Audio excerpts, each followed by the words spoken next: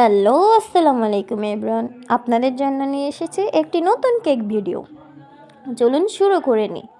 আমি প্রথমে একটি চালনিতে 1 কাপ ময়দা, 2 table spoon cornflour, 1 table spoon baking powder নিয়েছি। এখন ভালো করে চেলে এগুলোকে মিশিয়ে নিতে হবে। এখন আমি এখানে 4টি ডিম নিয়ে নিব। 4টি ডিম ভেঙে কুসুমগুলোকে আলাদা করে নেব।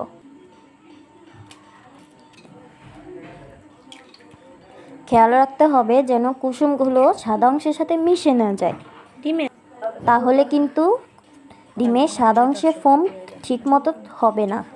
এখানে আমি এখন ডিমের কুসুমগুলো আলাদা করে নিচ্ছি। আপনারা চাইলে একসাথে মিক্স করতে পারেন।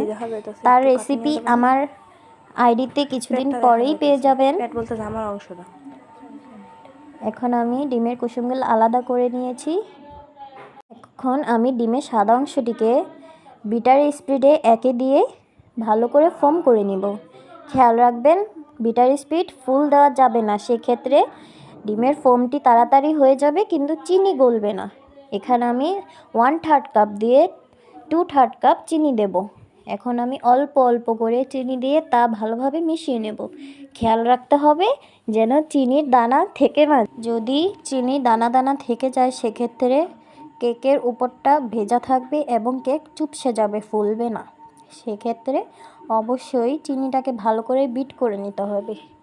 এখন আমি দেখিয়ে দিচ্ছি ডিমের সাদা অংশটা কেমন হয়েছে। খেয়াল রাখবেন ডিমের সাদা অংশটি কখনোই ওভার বিট করা যাবে না। এখন এখানে আমি একটি একটি করে সব কুসুম বিট করে নেব এবং 10 সেকেন্ড এটি বিট করে নেব। বিট করে নেওয়া হয়ে গেলে এখানে আমি 1 টিস্পুন ভ্যানিলা এসেন্স দেব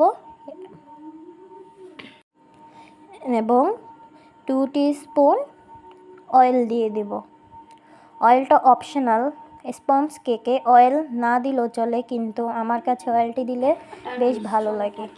এখন এখানে ওগুলো মিক্স করে নিয়ে এখানে আমি শুকনো উপকরণগুলো অল্প অল্প করে চেলে চেলে ভালো করে মিক্স করে নেব। কেউ কিন্তু মিশিয়ে নিবা না, মিশিয়ে নিবা। অবশ্যই খেয়াল রাখতে হবে মিশ্রণটি খুব আলতো হাতে করতে হবে যাতে ডিমের ফোমটি বসে না যায়। আপনি যদি এটি খুব জোরে করেন তাহলে এটি বসে যাবে, সেক্ষেত্রে আপনার কেকটি তাই অবশ্যই চেষ্টা করবেন এটিকে সময় নিয়ে আলতো হাতে মিশিয়ে নেওয়ার জন্য।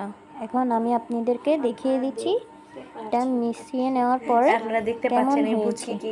এটি একদম পারফেক্ট একটি ডো হয়েছে। চুলায় 25 থেকে 30 মিনিট আমি কেকটি বেক করে নিয়েছি মিডিয়াম টু লো আঁচে।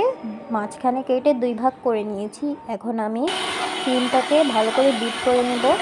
এখানে আমি ইনস্টা হুইপ ক্রিম ব্যবহার করেছি, আপনারা যে কোনো ক্রিম ইউজ করতে পারেন।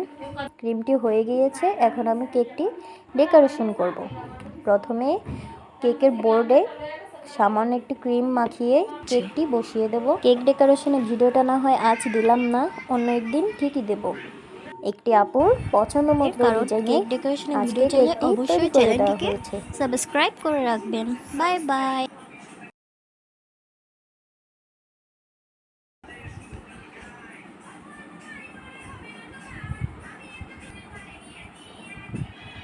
এখন দেখুন